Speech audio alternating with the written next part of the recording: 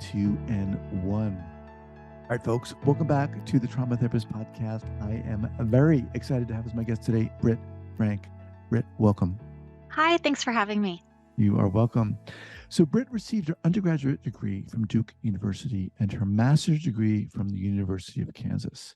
She's a licensed psychotherapist and trauma expert who is trained in IFS, internal family systems, and somatic experiencing. In addition to her private practice, she's also a speaker and an award-winning adjunct instructor at the University of Kansas. She was born and raised in New York. She struggled for more than 2 decades with chemical behavioral addictions, eating disorders, depression, anxiety, and the list goes on. After finding a way out of that mess with a lot of help by a brief stint in religious cults, get into that, Britt. She changed her careers and went back to graduate school and became a therapist. And her book is out. What's the book called? It's called The Science of Stuck. Okay, and we'll get into that. Look, thank you so much for being here. I love on your website how you kind of labeled your little bio, and under the glossy professional stuff and the kind of sordid personal stuff. But before we get into that, share with our listeners where you're from originally and where you are now. So I was born and raised in New York on Long Island, and I tell people I Nice. now live in Kansas on purpose. Everyone from New York thinks I'm nuts, but Kansas City is a wonderful place. So yes, I am a Kansan Awesome. now. Awesome. I'm from New York originally as well, and did spend some time Yes. on Long Island. Well, we'll talk about Kansas City later. So look, let's just dive in here. How the heck did you get here? Well, still like many people in our fields, I came to it through my own work and growing up being very confused about this humaning thing and not being emotionally literate. Do I have a body? What? I have a body and it feels things? I have no idea what you're talking about. I was 27 before I learned that I had any type of childhood dysfunction, let alone trauma. And so, in through the course of my searching and banging my head on the wall and trying a variety of things from the optimal to the suboptimal and everything in between, including drugs and a religious cult and whatever, I did find my way to somatic experiencing as a therapy client and absolutely fell in love with the model. I'm not as altruistic as some. I didn't get into this field to help people. I got into it because I'm obnoxious about wanting to talk about this stuff all day because I think it's spectacular. And so I went from not really having a career to this is all I eat, breathe, sleep, think, do, practice, so here we are. All right. Well, you did a phenomenal job of racing through that. I want to go back. At what point did you realize that you needed some help? So I think from a very early age, I knew something was wrong, but not having a family that talked about feelings other than you're allowed to be happy, and we're New York Jews, so anger is pretty comfortable. Guilt, anger, and happy, those are sort of the three that were allowed. So I always knew something was wrong, but it didn't even really occur to me that therapy was a thing or an option. It just wasn't. And then through college, it was like, clearly I am not getting this life thing. I was not willing, nor was I ready to do the work necessary to look at some of it's a lot easier to blame. Well, this happened, therefore, if this hadn't happened, I'd be fine. And so I was pretty stubborn. And it took a while before I was willing to sit down with a very skillful therapist who was not taking any of my crap, very loving, but very like, guess what, Britt? Like, this is like, yes, this is a problem. Yes, they are a problem, but like, yeah, you're kind of a problem too. I'm like, me? Mhm. What? Clutches at pearls? How dare you? And I was like, oh yeah, I do. I have some things. And so falling in love with the internal family systems model, I really love a lot of Jung's work. The way of working that makes it safe to be human. That for me, it was if I accept these flaws about myself, it means I'm a terrible person and I don't Mhm. deserve to live. And it's really nice to know that we get to be messy, flawed humans, and that's okay. Like that's pretty standard for all of us. I'm just writing that down here. I love that. Was it so? It sounds like you got lucky with this therapist. Luck, serendipity, whatever faith Okay. system is your forte. I was fortunate that I had the ability to access that type of therapy. I know not everyone can get specialized therapy. So Mm-hmm. having a somatic experiencing therapist, and then I was fortunate to be able to spend some time at the Meadows in Wickenburg, Arizona, and that's like the mothership for all things trauma. And that Mm-hmm. really helped pivot me from a pretty self-destructive trajectory to one of I am clinically stable and of some use, I'd like to think, to the world at this Mm-hmm. point. And was it at what point did you say, okay, you know what, I want to do this? Mm. I say this a lot. I wish I had that, like, here's my burning bush pivotal moment. Here's my route. It wasn't like I am now finished and now I pivot. It was more like, I'm going to try a few things and then I'm going to go be a mess again. And then I'm going to take 3 steps forward and 6 to the side and a few underneath. And it was a very, very messy, you could say that the pivotal moment, if there was one, was when I got into methamphetamine. Like that'll speed you to the end of a story pretty quickly. So once that became a thing, it was like, okay, I should probably make some changes, some big changes, or I'm not going to survive to the next chapter. But it wasn't like I am now done and Mm-hmm. Well, not now that I you am were healthy. done, but when did you say, you know what, I want to become a therapist? I want to work with people and, you know. Well, I went back to grad school in 2011. So if we're going to timestamp it, I had a Mm-hmm. good, I don't know, 10, 15 years of just sort of floating around the world before I learned a few things and I was healthy enough to be functional and to be able to practice without harming people. Mm-hmm. And so it was 2011 when I went to grad school in 2013 when I got my license. That's, I mean, you know, I mean, that's hardcore. Methamphetamines is friggin' hardcore stuff. It Jesus. is. Yeah. Yes, it was. Yes, it is. I get why people are addicted, and the stereotype and this narrative that people have about methamphetamine that meth means this particular type of person in this particular demographic. And I can tell you from being in every demographic and working with every demographic, meth is very, very, very. It's ubiquitous. It's a lot more common than you think, and a lot of Mm-hmm. people who you would never expect to be into meth get into meth because it's incredibly addictive and before it's awful, it's incredibly awesome. There's a reason it becomes so destructive, but it is, in my opinion, the absolute worst substance on the face of the planet. What was it about the meadows that really helped you? So the thing with the Meadows is, well, one, they have an incredible toolbox. They have an incredible skill set that you can learn, but it was so helpful to know that I made sense in the context that I came up in. I was not crazy because I had this very, very big stigma against crazy. There's mental illness, severe mental illness on both sides of my family. I Mm-hmm. sort of assumed that I was doomed to be crazy and I'd be taken away like my grandmother and locked away. And it was so nice to know crazy's not a thing. This all trauma's a thing. Crazy is not a thing. And, up close, you make sense. I mean, the most useful thing I heard in my early recovery was, you're not crazy. You're a mess, but you're not actually Mm-hmm. crazy. Mm-hmm. So that understanding that you weren't crazy, you weren't going to get taken away, kind of really allowed you to what? See yourself, see your honor who you were, That made etc. it safe for me to do the exploration necessary. I Mm-hmm. didn't want to feel my feelings because I'll go crazy. I didn't want to look at my flaws because I'll go crazy. Everything was, I can't do this because I'll go crazy. So if you Mm-hmm. could take the, I'm not going to go crazy because there's no such thing as a crazy person off the table, Mm-hmm. suddenly the very, very distressing body sensations, the very distressing Mm-hmm. affect states, all of these things that come along with being a human became not like mortally perilous to me. It's like, okay, I can feel sad without it meaning I am now non-functional. I can feel shame, I can feel guilt, I can feel pain, I can feel fear. But to someone who's never lived in a body, the body sensations of affect states are terrifying. It's like, what is Mm-hmm. going on? It feels crazy, but Julie Cameron says this, which I love. Going sane sometimes feels like going crazy. Mm-hmm. When you said to yourself, I don't know, it wasn't an aha moment, when you realized that you wanted to become a therapist, what did you want to do? Who did you want to help? Or what did you want to, what change did you want to help guide people through? And again, if I'm being honest, and I love that I get to help people and I love working with people and I love the clients and the people I speak to. I didn't set out to do this to help people. I just loved studying humans. I loved feeling like I understood something about what made us tick. Like when Hmm. people are baffled by the things they see, I really wanted to have some answers to, well, I understand how that happened. I'm not justifying it. It's not okay.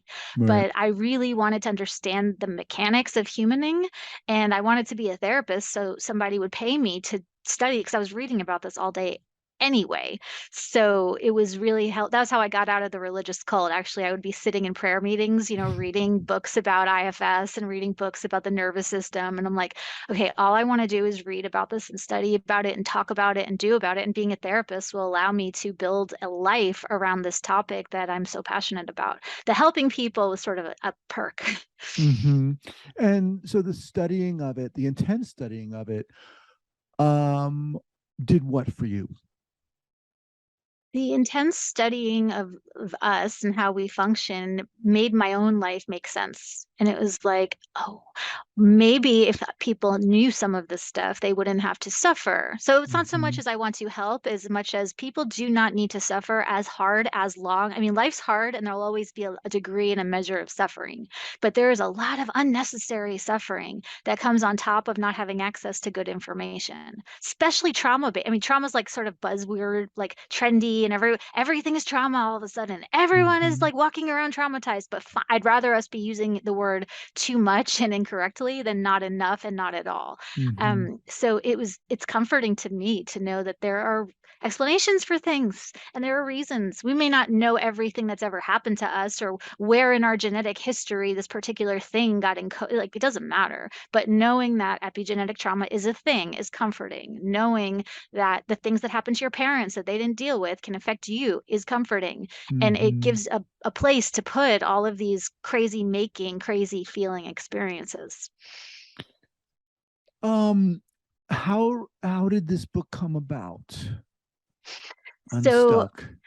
I've always loved to write. Since I was like itty bitty, I would always, I didn't have a lot of friends, but I always wrote and journaled and made little books. So the whole I want to write a book, I think everyone has a book in them because we all have a story. But I have been hell and determined since I was itty bitty that I am going to write a book. This book came about because I finally had something to say, and it was sort of my show and tell. So the book is not here's life according to Britt. It's hey everybody, here's like the best of what I have cherry picked over my course of life. And oh my God, do you know what this person says about this? And oh my God, you need to know what this person says.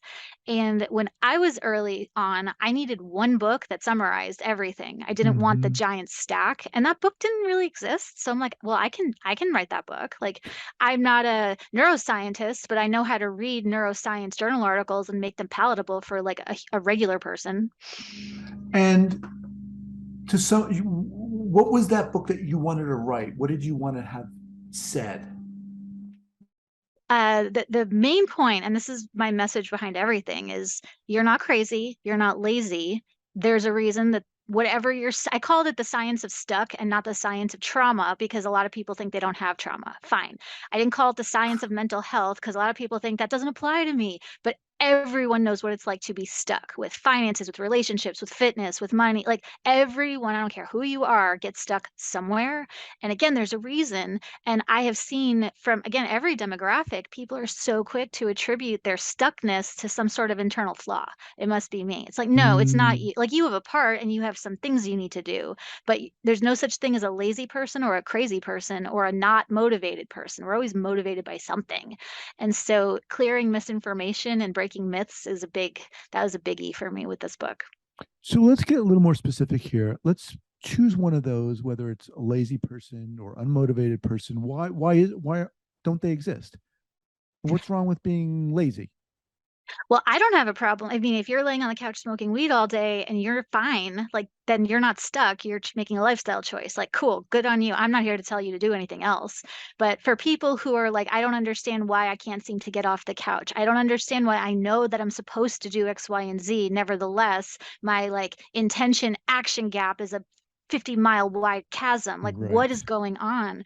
But people don't know that you have a nervous system. And if your nervous system is freaked out by anything, it's going to go into fight, flight, or freeze. And that's not pathology. Like the Hmm. mental health world has pathologized our humanity to the point where, you know, it renders us completely inert. And knowing, hey, a freeze response is going to look like this, but it's not because Hmm. you're lazy. You can't think your way out of a physiological response. And here's how you work with it. Sort of like driving a car. If the car's out of gas, you can sit there and scream at the car all day long. You can say, oh my God, I'm such a terrible car owner. I'm such a terrible driver. It's like, no, like there's a gas station up the road, and we just need to get your car to the gas station. And largely, a lot of the mental health stuff is similar. I mean, people who are subject to oppression and abuse, who have no access to basic needs, that's not what I'm talking about. I'm talking about the person for whom there's no logical reason why you're not getting up off the couch. So it must be that you're lazy. It's like, no, your nervous system's in freeze. And here's what that means, and here's how that happens, and here's how to work with that freeze, with the freeze response so you can Hmm. get going. Yeah, I mean, I really like that because it's very easy for us. You said there's a lot of pathologizing going around, and when that's the case, we don't want to talk about what's going on with us, right? We don't. Who's going to think that if they're sitting on the couch, that could be related? Who's connecting those dots? And sometimes it's because we don't have the information, and often it's because we don't want like for me, and I'll speak for just myself, it was so much easier to hide under a DSM diagnosis than to deal with my stuff. It's like, no, I don't have to deal with my feelings. I just have borderline. I just have OCD. This is just who I am. And it's like, well, this is who I am is not neurologically accurate because who you are changes and our brains move and shift and map new patterns and new pathways. And so stuckness is either a function of not the right information or not wanting to have the information because it's icky and it doesn't feel very good. What do you see in terms of the state we're in now? I mean, there's a lot of information coming out about trauma now, as you reference, with the Me Too movement and so forth, uh, crisis going on with teens and mental health. How does this play into what you're doing, what you're saying, what message you want to get out there? hmm And I'm certainly, I have a lot of compassion for people. I don't know what it's like to be every human, but I'm a sexual assault survivor from childhood and adulthood. So I have a lot of compassion for people who are screaming and yelling and making sure their voices are heard. That's important. So as far as like the activism element, I don't have anything to say about that except yay. As far as the trauma is not an ending place. And I think that trauma information has taken us to a place where now I can label, I have trauma, but now what? And so I really don't like trauma as now this is who you are and this is your ending point. Knowing that you have trauma is your starting place and it'll help Mhm. map your path. But it's not like, okay, I'll speak for myself. I'm a sexual assault survivor. Okay, great. Well, guess now I'm just broken forever. And Mhm. so, the activism is a separate piece. But whatever your thing is, we can't change the past, but we can change everything about how our brain encodes our experience and how viscerally we're living. I don't live tormented by visceral body sensations of attack every day, all day, not anymore. And I wouldn't have known that had we not known what we know now about trauma. Mhm. And are you saying that a lot of people are getting that information or learning the information that they have been traumatized and then uh, just completely identifying with that and then that's it? Which I get because having a name, having a label is so empowering when you've just felt completely isolated, disconnected, and crazy. So, and having this label gives you access to like-minded people, and there are t-shirts and coffee mugs, and there's merch, and it's this very, very instant access to community, which is Right, appealing. right. And I think for a lot of people, it's I have trauma.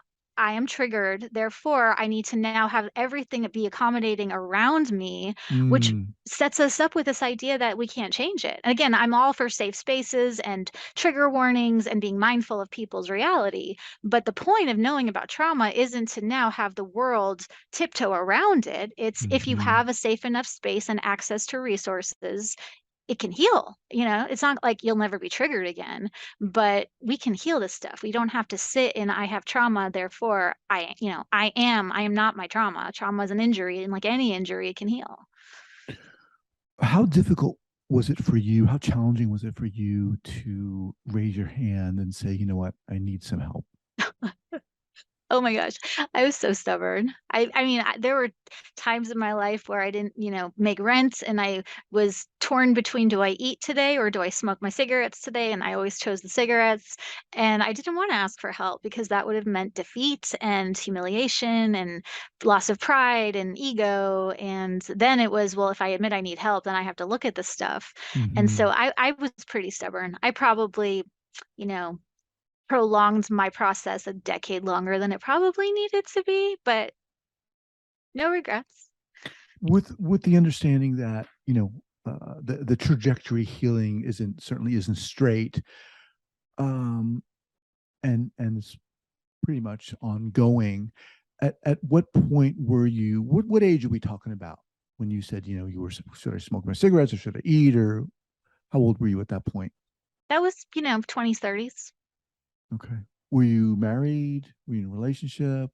I was in a series of dysfunctional relationships. Relationships were a huge, I mean, and that's another thing that prolongs, if you don't know what's going on with you, the likelihood that you're going to partner yourself with another suboptimized human being is pretty high. And then you throw in love addiction and codependence and trauma bonding and all of that delightful stuff that will also prolong the inevitable. Because now you have to withdraw from your patterns, but you also have to withdraw from this person that your nervous system has become acclimated to. And that's super. I mean, I've withdrawn off of hard drugs and people.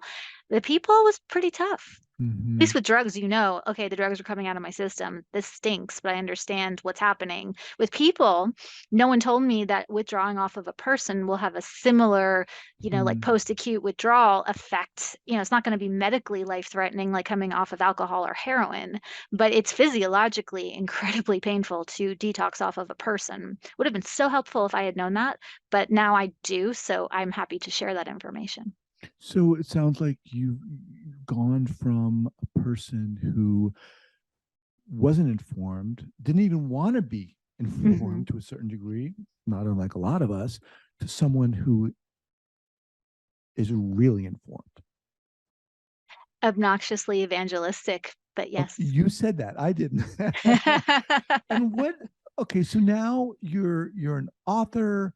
Are you still seeing clients? Are you a therapist I do, still? yes. I still have a private practice. What do you bring to that relationship, the therapeutic relationship, Brett?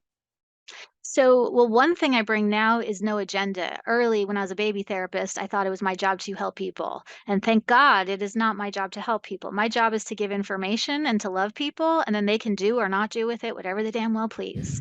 So, not having an investment, I'm very invested in the humanity of my clients, but they know I'm not invested in their outcome. And I think that's the beauty of the therapist client relationship. It is the one place where you are paying money in Mm, order to have a unidirectional relationship where the person in front of you is not invested in your outcome. That's not the case with parents, friends, children, spouses, whatever. But I think as a therapist, what I bring is the ability to love without any attachment to what they choose to do or not to. I'm human. I'm not happy when my clients are suffering, but it's not my job to make them well or to get them to see or to change them. It's here's mhm, the info. I'm going to love you really well. And I've done enough of my own diving in to Hades that I have the ability to sit with big stuff without getting rattled. And so I'll love you and not give two craps what you do or don't do with this information. And I think mhm. that's a really special aspect of what we do that you don't get anywhere else. And when you started, you said that wasn't the case. No, I thought we were supposed to help people. I thought we were supposed, and like if I'm a good therapist, if they get well, So and what I'm did a that look bad like therapist. specifically when you were starting? Give me an example. Mhm. So that would be like, when I was cutting my teeth early on, of course, we all worked at the agencies, having a caseload that was impossible to manage. That would be not sleeping and taking on more than I can handle and being up for the midnight crisis calls and bleeding myself dry in the efforts to save someone or to help someone, doing interventions to try to beg and plead and cajole, being mean sometimes because I was schooled in the, tough love thing. You gotta let them know how it is. And the whole parental model of therapy. I guess that works for some people. That's just not appropriate for how I practice. I like to meet people on a peer. Obviously, as a therapist, there's always a power differential, but I didn't know early on that outcome. My job is to be responsible with what I'm doing and with my knowledge and to let them know what I know and what I don't know, but I don't have to be attached to outcome. And I did not know that early on. What would you say to, people who are listening, whether they're therapists or survivors or coaches or any combination of those, who ha- have gone through, have experienced trauma, maybe they are now, and don't feel comfortable sharing, talking about it? What would you say to them? Then if you're not comfortable sharing, then don't. Fortunately, we live in a world where if you want to creep on online meetings with your camera and your sound off, do it. If you want to start with a workbook for a year and sort of edge into there's so many on-ramps to this work that I'm a really big advocate of. If you don't want to talk to someone, then don't talk. Like you can spend all that effort arguing, I should really talk to someone and I know it'll be good. Like, what are you willing to do? And so I think it's Hmm. a much better use of are what's my step one? Well, I don't know. What are you willing to do? And what do you have access to? That's a Hmm. much better place because a micro step in any direction is preferable to the spin of I should and I don't and I'm not and what's wrong with me and I suck and blah, blah, blah. So if you don't want to talk to someone, then don't. What are you willing to do? And what are your choices is a much better pivot point, I think. So let's go back to the book, Unstuck. Who's it for? Who did you write it for?